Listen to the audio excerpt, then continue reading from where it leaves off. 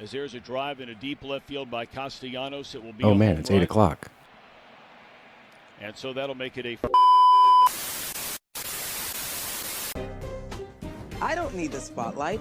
I shine just fine.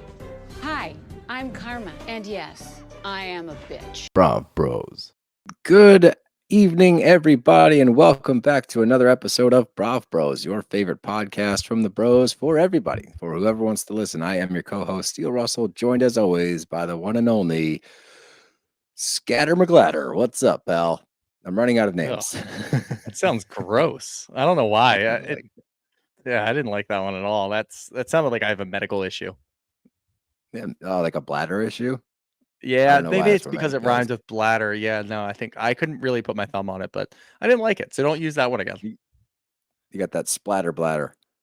Yeah, no, don't. It's just enough of that. Let's just leave that Welcome one. We'll leave that one here. Welcome to the show, Spatter McGladder. To the show. But look, I'm not gonna beat around the bush. Okay, we're not going to ease into this thing. We have major news. All right, like massive news. Like the biggest news out. Should I hit it? Major news. Did it go? Yeah, it went. Hey, I can't hear it. You can. Major news. Why don't you drop the news, Shoots? Why don't you let our audience know what we've been trying to subtly hint at for like weeks because we haven't been allowed to say it and it's been driving us nuts. If you caught on to the hints, I don't think anybody did because they were super subtle. They were fucking terrible hints. They weren't great, but we weren't allowed to say anything. We are allowed to say something now, so I'm going to shut up. Take it away. Yeah.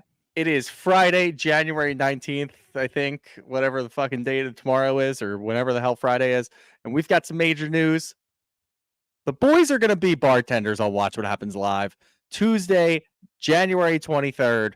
We'll see you guys there live and in person, looking fucking great. I'm a little fearful that we have to mix up some drinks. I don't know how to make drinks like that, but somebody's probably going to do it for us, and we're going to be there looking good. That's all that really matters. So tune in. I think Heather's going to be the guest. I'm not sure who the other guest is, but it doesn't matter because we're the guests. It's our show. We're going to take over the show. No, we're absolutely not going to do that at all. I've been doing my homework. I've been Watch What Happens Live. Our job is to stand there. We're supposed to look pretty. We're supposed to not talk unless Andy talks to us. And if he does talk to us, we got to be short and sweet. They're not there to watch us. We're just an accessory to the show. They're there to watch Heather. Don't get it twisted. They might be there to watch us. Nobody's there to watch us. But so as Shooter just said, tune in. I think it's at 9:15 after the third part of the Salt Lake reunion. Come check out your boys on Bravo. We're super excited. And then get your tickets to our live show on Thursday. As he said, we are expecting an influx. I'm not saying that it's going to be, I'm hoping that it's a big influx, but there's not that many tickets left to begin with. So make sure you get those tickets if you are planning on going. If you're waiting for the last minute, they might not be there after Tuesday. So our faithful, all of you that listen to us frequently, we want you guys to have first dibs. So make sure you get those tickets. Come hang out with us. It's our first headline show. We're super excited. Green Room 42 next Thursday night. Get them ticks, bruh. We'll see you in New York City. But that takes us to what's up? What's up? I'm so used to that being the end of the show. I was so confused. No, that was an early plug, dude. You thought I was gonna wrap it up, and that's it. We're not doing Miami. We're just making our good episode and going home. See you later. We'll see you on TV next week. Yeah, no. We still got to talk about Miami, baby. And that takes us to Mr. Worldwide. He's really not doing it anymore. Yes, he did it. I said it. I know. I thought you weren't going to do quick. it. Well, it's because we're doing it remote, so it's ever so slightly delayed. And in the back of my mind, I'm like, he's going to leave me hanging. So no, I wouldn't that do it dead twice. air. And thanks. You're so supportive. But that takes us to Miami, and there's not a ton to talk about this episode. It was primarily highlighting swim week in Miami. But let's just jump in, and we start out with Julia, and she's getting ready for swim week, and she talks about And it was really touching. We've seen it over the past couple of seasons, especially last year with Martina's cancer diagnosis. She really took a step back from everything to focus on Martina. And we did catch up with Julia last year in kind of a transitional period because she was getting out of her mother phase. All the kids are leaving the nest, and she was kind of scrambling on what to do next. And amidst this journey of trying to find her next thing, and she did a good job of it too. Her and Martina got closer over the season, even before the cancer diagnosis. We had that nice scene of them having that dinner on the dock. So to see this all kind of play out to where now Martina's okay, she's beaten cancer. Julia's back on the runway for the first time in 20 plus years, and we see her kind of finding herself later in life. And like, that's an amazing thing that we get to watch. And I'm genuinely touched by the scenes. Every time Julia or Martina's on the screen, I'm always like sentimental, and I don't know why. It's nice to see. Yeah, I mean, it's nice to see, and obviously I completely forgot that Julia was even getting back into modeling, and they thankfully showed that clip from earlier in the season where she was talking about getting back into modeling, and it's a completely different world now. I mean, she's been out for such a long time, and she's thankful that she can get back in, and people are accepting of it. So it was really nice. And again, this is why we love Julia. These are the scenes that really kind of speak to what we want from Julia. And it's just showing the nice things that she's going through. Her personal life is absolutely perfect. She's a good housewife overall because she has such a great home life. And there's so many different things going on there between her farm and Martina. And now she's picking up modeling again. Yes, we want a little bit more from her when it comes to the big group because she doesn't deliver that well. But that's just part of her personality. So it goes into it, and she's trying. So we appreciate that. Yeah. And I will always have a soft spot for her. So she can do no wrong in my eyes. But that leads us to the next scene. And this is something that I don't know why they don't highlight Kiki more. I don't know why. I've always wondered why. She seems captivating. And then we get into her backstory, and she's talking about how she got into modeling, and she left Haiti and got to Miami and knew that's what she wanted to do and immediately started taking pictures. I think she just went to like a photographer and took whatever the modeling equivalent is of headshots and got those. And her dad was remarried, I guess, to her stepmom. And she says it's a cultural thing in Haiti when they see pictures like this in a bikini, or as she says, in skanky clothes, they equate it to porn. So at 15 years old, she got the boot out of her house and she was on her own, and she worked at Burger King. She was jumping from friends' houses to friends' houses. And it was a struggle to know that she went through that, landed in Swim Week, and became a very prolific model in the Miami area. How the fuck do we not talk about this more? Why is she not more of a focal point on this show? I feel like they're missing a major aspect that in a season that, as you said earlier, it's slow, like it's slowing down. They're not hitting as well as they were last year. It's not bad by any means, but it has slowed down a little bit. You have Kiki there, and we've never really dove into her life. And I know she's a friend of, but we give Marysol all the screen time. Why can't we give Kiki some more screen time? I think it just comes down to the structure of the show. One, Marysol kind of leans more into the fights and all the arguments and all the pettiness that happens typically on housewife shows all the time. She's mixed it up with pretty much everybody on the show. And obviously she's a close friend to Alexia, who's a mainstay on the show. So I think that's why we get Marysol there.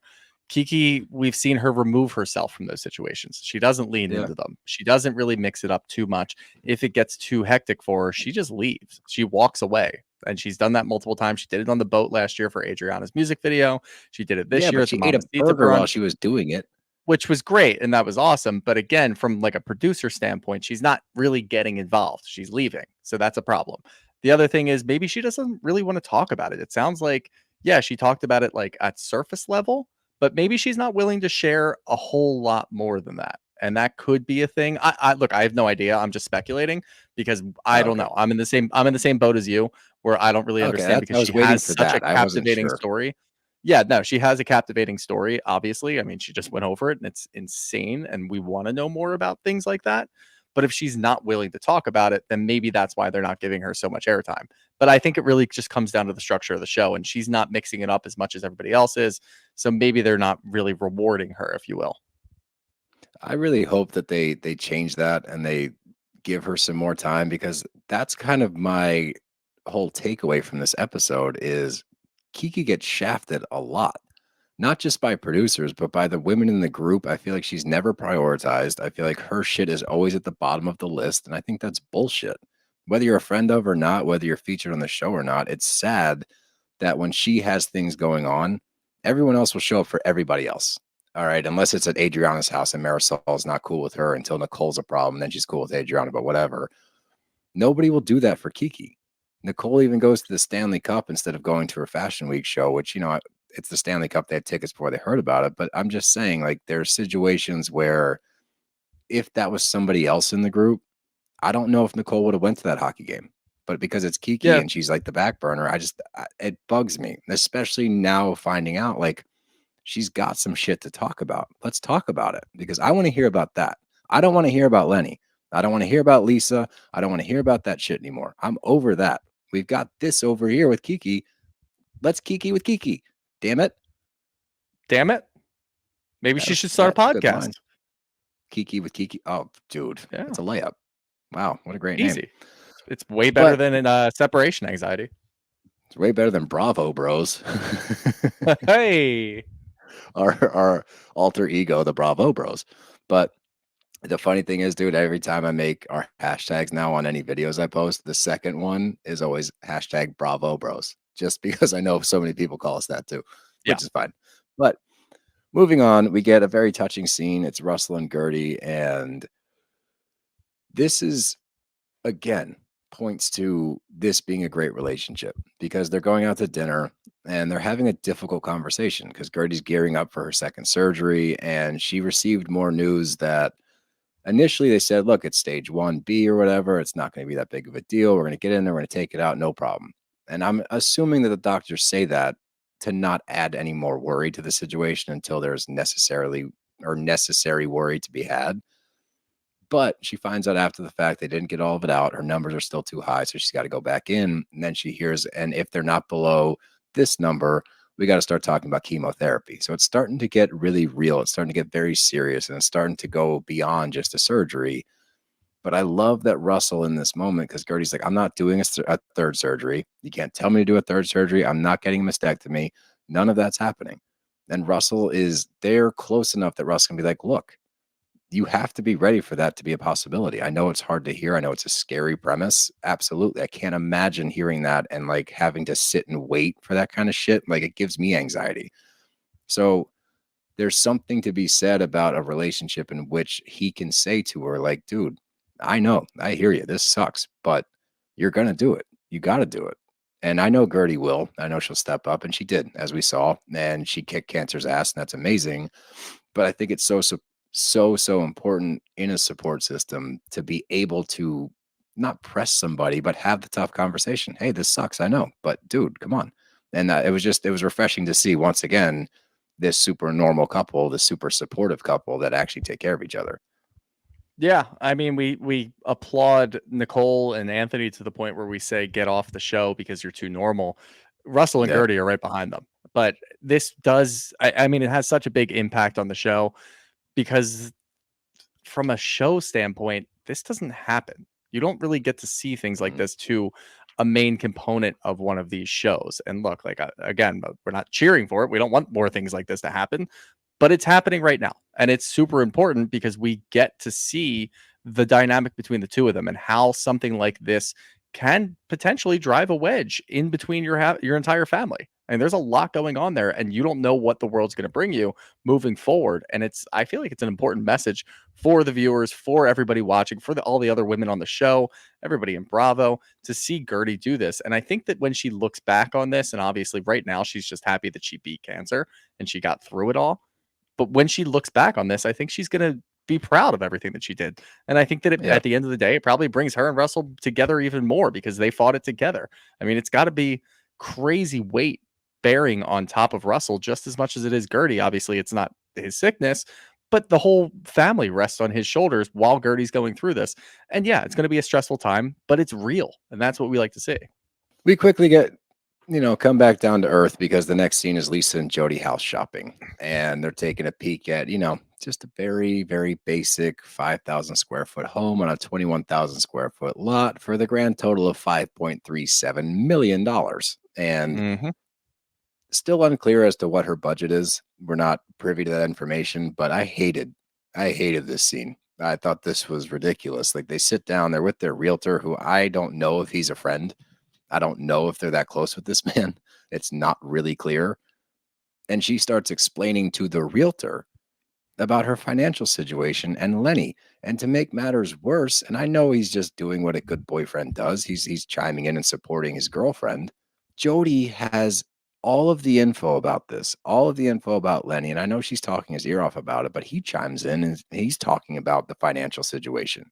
I don't know why you need to explain all of this to your realtor. He asked you a question. Are you making a cash offer or are we going mortgage?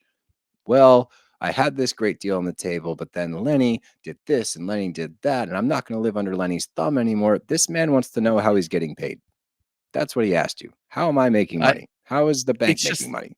It's the show. That's all it is. Lisa's playing it up for the show. Everything that she talks about always goes back to Lenny. That's how she feels like it is right now. I know it's not working, but in her mind, because last year was crazy. I mean, that whole season was nuts with what she was going through with Lenny. And she, I feel like, thought this year could be more of the same, honestly, because she, in her world, the only thing that's really going on is the Lenny shit. So that's what she's bringing to the table.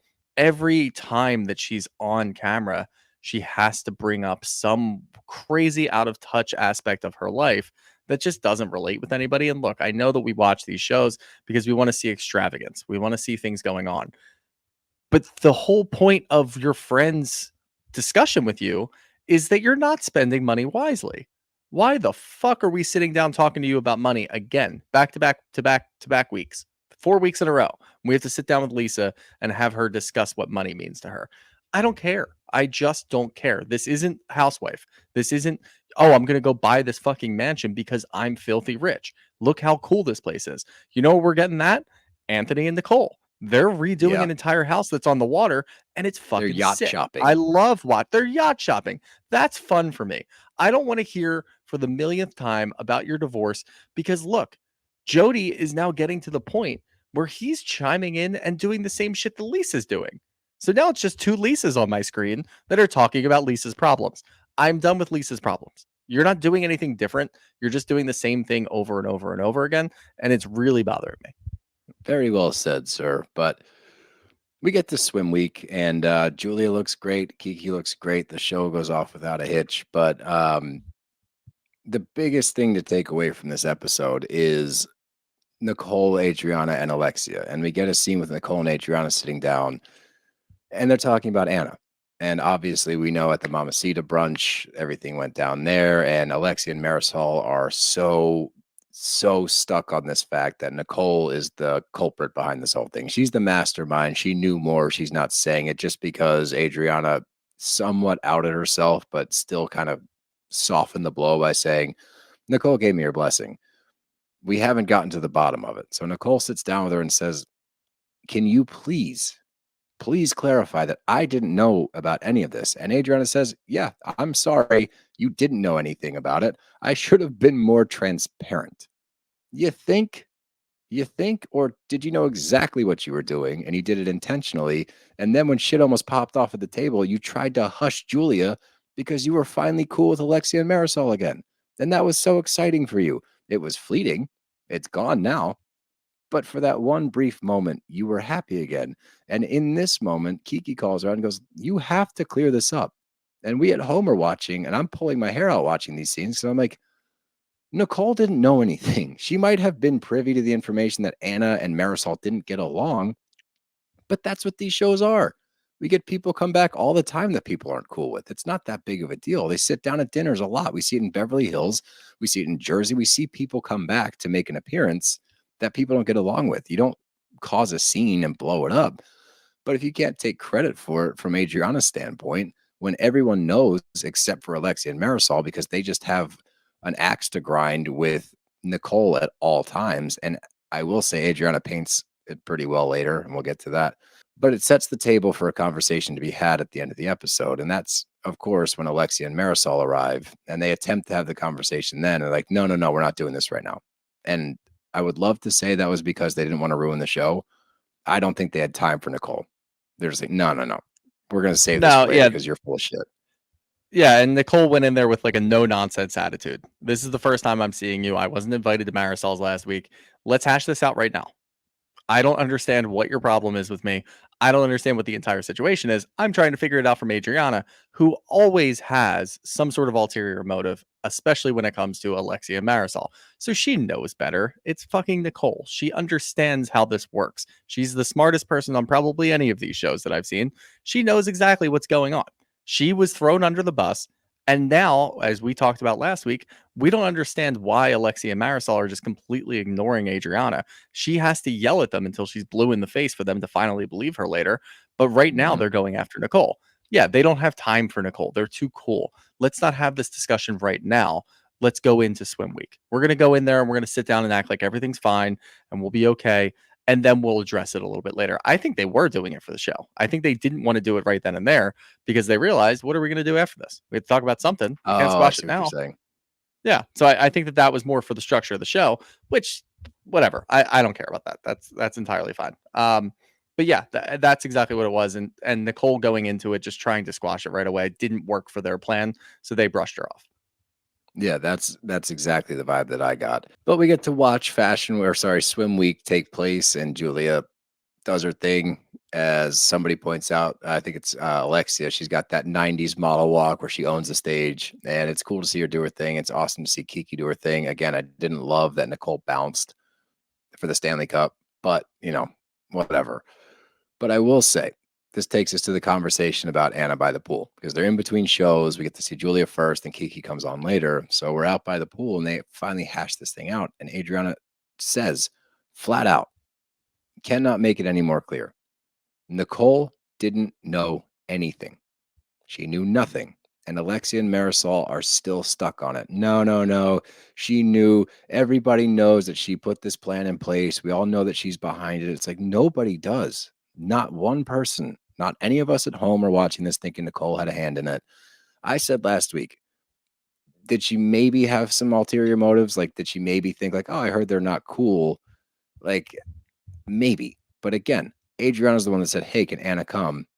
And Nicole said, yeah, that's fine. Like, that was the end of it. And Adriana's the one that had it in her back pocket because she told Julia she's going to say something about Alexia's finances. And we find out why she did this whole thing. And that's finally, when Dumb and Dumber get out of their own way, and they're like, oh, it is Adriana. Nicole, we're cool now. And that only happens after Adriana explains, well, no, you were so rude to Lisa. So I wanted to do this. And we'd heard this previously. How is she rude to Lisa?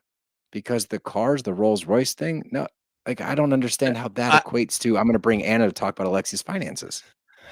I get it, honestly, because I think Adriana, for all the shit that we give her, for how messy she is and how easy it is to figure out what she's doing and how annoying it is for me specifically, I know exactly what she's doing. They went after Lisa. Adriana needs allies. As soon as they scorned Lisa by talking about her finances, and she saw that Lisa was upset with that 2 times now and got even more last week at Marysol's, now all of a sudden Adriana's like, you know what? I can spin this whole fucking thing to say, instead of me just doing this, which is what she's doing, she's using it just to get after Alexia because that's what she always does. And it's so tiring. She now has some sort of scapegoat. I was doing it to defend my friend Lisa. And Lisa, who is delusional right now, immediately agrees. When she goes to her confessional, yeah, it felt pretty good to have Adriana do that, to have my back, because these women were going after me. They were going after you for a reasonable thing. You're spending $10,000 a month on Instacart for perfume and makeup and all this other shit, not for your kids. You're just getting food. Yeah, maybe like your ex-husband's Rolls Royce, even though you're fucking getting divorced. Which is insane. And then you can tell immediately last week when Lisa goes, well, it's the same thing as Alexia driving Todd's car. It's not. They're married. You're divorced. That doesn't make any sense. You're also being accused of leaving trackers in your ex-husband's car so that you can track him and you can listen to the things that he's doing, which is probably absurd. I don't think Lisa's doing that, but you're being accused of doing it. So at the end of the day, you should probably distance yourself from those assets, you idiot. So here she is doing all of this. Adriana recognizes that and says, I know that I can brush this off and say I was defending Lisa, and Lisa will now be on my side. Now I have somebody to shit talk because guess what? She just lost Julia. Julia is not going to sit there and shit talk Alexia and Marysol with her because Julia is finally cool with Alexia. Finally. So Julia does not want to burn those bridges. So she's not going to sit there with Adriana and do what Adriana does all the time. I imagine she does this off camera too, and just sits there and talks to anybody that will listen about how much she hates Alexia and Marysol. Julia's gone. Let me bring in Lisa. Lisa's at odds with them. I'll bring her in, start talking to her about it, and do it under the guise of me defending her. That's exactly what she's doing to a T. And it's so fucking annoying. And I knew it right away. But again, and you hit on this a little bit earlier, you have to give Adriana props for what she said about Alexia and Nicole. Because she says it perfectly. And she says Alexia is jealous of Nicole because she's beautiful. She's a doctor. She's the real Barbie. And she's jealous of that. And look, we've said it in the past. Other people have said it in the past. It's nothing new. But to hear one of the women on the show say it, like, yeah, that's their issue with Nicole. That is 100% their issue with Nicole. She's in a happy marriage. She owns her houses, as she points out. She doesn't rent. She's killing it. And they have a problem with that. And on top of that, Nicole's nice. She's a nice person. On top of all the shit she has, she's nicer than you. And that drives you all crazy. And look, whatever. Like, that's part of the show. It is what it is. But I'm glad that Adriana could at least call that out. And look, I have a lot of issues with Adriana. And I say, like, get her off the show a lot and whatever. I don't think you can. I think that she is a major, major player on this show. She drives me nuts, like actually nuts. But she pushes this show forward. She does in her own clumsy, annoying way. Like, it works and it's irritating, but it works. So I get why she's there. But in the after party or the bus to the after party, Kiki does her thing and she sets up this after party. And I'm sure there's other people going. It's not just this crew. But this is my point earlier. She's not the priority. They're sitting in traffic on the bus and everyone bounces. Like, just wait in traffic. It's your friend's big night. Like, this is where she got her start. She has a very close connection with Swim Week. Sit on the fucking bus. Get drinks on the bus. Like, that's what the buses are for. Like, pregame on your way to the party. Everyone's like, oh, I'm sleepy. I got to go. I'm sleepy. No, you came to your friend's thing who invited you there. She set up an after party. Go to the after party. This is what drives me crazy about the Kiki of it all. Like, she deserves support as well. Just because she's not a mainstay, just because she's not mixing it up like you all are, she's still your friend. Like, go to her fucking party. Sit on the bus for an extra hour. Like, none of you have anything to do. I get it's late. Sleep in tomorrow. Like, fucking unbelievable. And we just watched you go to a Mamacita's brunch on a Thursday afternoon. So clearly you're probably not doing anything the next day. It's also Miami. How many fucking times do we have to hear all these people on the show talk about Miami and the nightlife, and we stay out late and we party? You know, it doesn't really matter. Like, you can't do that now. You can't go out on a random Tuesday night and stay out all night when Kiki, who's having a party specifically for you, celebrating her, you just dodge that. Like, that doesn't really make any sense to me. I don't know. I always get pissed off when, like, things are happening and you're going to a fun party and it's on the show and the cameras are rolling and you're like, nah, I just don't want to do it. Like, what are you doing? Like, go do your fucking job. Go to work. You're supposed to be there. You're supposed to be partying. We need to see that. We need to see more of that. I don't want to see a sad Kiki just being by herself and going to her own party. No. That's annoying. No, and you know how many points that would score if, like, we watch these women go out in Miami and just fucking party? That's a fun scene. Maybe we talk about that all the time. All have a good time. We need those scenes. So yeah, I was really irritated that I felt really bad for Kiki, and I hope that this comes back up again. And I hope that it's a sticking point, and maybe they do better in the future. Just support your friend. She supports all of you guys. Like, she went to Adriana's stupid music video. Like, she's there. Go to her stuff. It's annoying. It's rude. But we get to Julia's farm with Alexia the following day, and Alexia says that she's impressed by her and that she's learning from her, and it's a very sweet scene. And I like this friendship. I like these two together. Like, this is fun, and it also brings out a side of Alexia that I get caught up in the moments. It does. And, like, she has a very soft side. Even in this scene, she's talking about St. Guadalupe and what she meant to her when Frankie was going through his accident and recovering from that, and how much she leaned on that, and how she truly thinks it helps her, and how she wants to share that with the group. And most importantly, she wants to share that with Guerdy, who's going through something so serious right now. This is all very touching, and it shows you that Alexia thinks about other people, and to a big degree. Like, she's to the point where she wants to bring them to this place of healing, for, in her eyes, to help out. So that went a long way for me to kind of see past the annoying Adriana and Nicole stuff.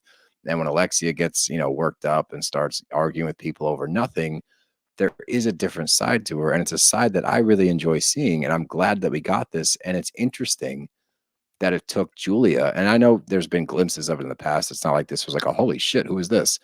But it's interesting that you pair her with the nicest person in the group in Julia, and it starts to come out a bit more to the point where even Alexia's like, I'm learning from you. I'm impressed by you. Like, thank you. And she literally bows to Julia. Like, this is a cool scene to me. And to the point where she even says to Julia, we're going down there during Pride. Like, she recognizes that's a big deal for her potentially. Like, we're going down for Pride so we can celebrate you. We can celebrate Guerdy, take her to St. Guadalupe. There's a lot of factors here that clearly she has put time and effort into everybody going on this trip. And that for me went a long way. Yeah, it definitely goes a long way. And look, we talked about Alexia a lot last year. Alexia annoyed the hell out of me, and we kept talking about getting her away from Marysol because that was a toxic friendship that led to Alexia being annoying. And when we got her one-on-one with anybody else, she was a completely different person. She's been a lot better this year. I'll give her that. She has been a lot better this year. She's been much more enjoyable on screen. I don't really even have any problems with Alexia, aside from the whole Nicole thing, which I think we kind of hit the nail on the head with that, or rather Adriana did. And now it makes a ton of sense. This is another one of those things. If Julia can kind of extend out, and obviously we don't want people being nice to each other all the time on these shows because that would be insane and very boring to watch. But it makes you feel for Alexia on a deeper level. And we always say that when she talks about Frankie, when she talks about her family, she's a completely different person, and it makes you feel a little bit better for her. It makes you more in her corner. So when she does get into fights, you might side with her. I haven't yet, but you might side with her at some point. This could help. And I want to see more of that. I need more of these one-on-ones. I feel like we don't get a ton of those on the show because there's so many different factions going on right now. Good point. But everything's kind of haywire because Lisa was a big central piece last year with what she was going through. So everybody was kind of swooning to her. Now they're tired of her talking about Lenny. So they're kind of leaving her alone. She's kind of deflecting over to maybe Adriana, or more so just on her own with Jody. I don't even care about the fucking Lisa stuff anymore. But we need a little bit one-on-one time with the people that we don't see that often. Like, I need Kiki and Nicole to sit down or something. Like, I want to see more dynamics. I want to see more friendships in this because it helps us move forward. I agree with that. That's actually a really good point. But I know you've been just waiting to talk about this scene. So let's talk about it now. No, we have another episode 2 of Separation Anxiety. And we both listened, and we're going to do a full recap right now. Right? Oh, you didn't do your homework? I think we heard the whole episode. This is my analysis on this. I think we heard every bit of that episode. I think it was about 10 minutes long, and they do it once a week apparently. I just don't care. It's the stupidest fucking thing in the world. Like, yeah, I get, like, maybe it makes you feel better, maybe it's therapeutic. But I don't get that from Larsa. Larsa is not somebody who's doing this from a therapeutic level. She's doing it in a flashy way. She's ooh, check me out. Like, you want to talk about the age gap? You want to talk about this? Like, I was on the Kardashians. Did you guys watch that? Like, shut up. Yeah, I don't care. Like, this is so stupid. And again, I like Marcus a lot. I think he's a really good dude.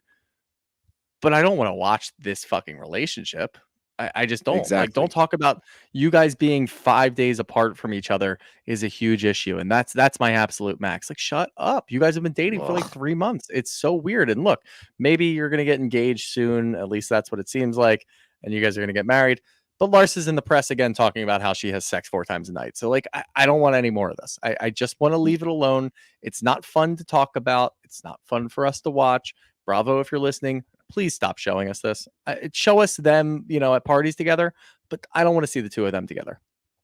I don't need to see the podcast scene anymore. And that's the funny thing. No. The age gap's not the issue. Marcus has a good point in saying if this was reversed, no one would say a thing. You're right. And that's bullshit. And we don't care that there's a 16-year age gap. That has nothing to do with anything.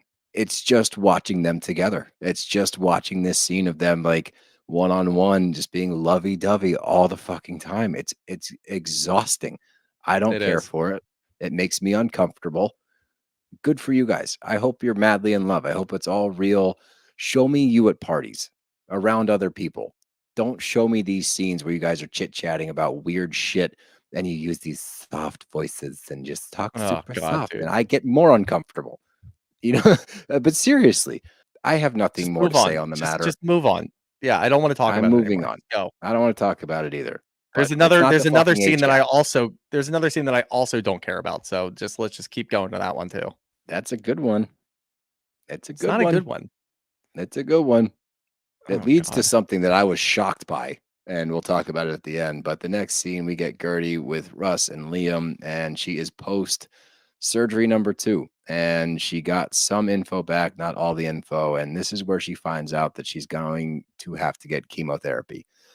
And this was an emotional scene. And I was watching it, I got emotional. It's tough to watch. Like, you're watching somebody go through the hardest thing they've ever gone through. And again, you get Alexia on the FaceTime, and Alexia is super supportive. And she's like, I wanted to invite you to Mexico with us. I don't know if you can, depending on when you start chemo.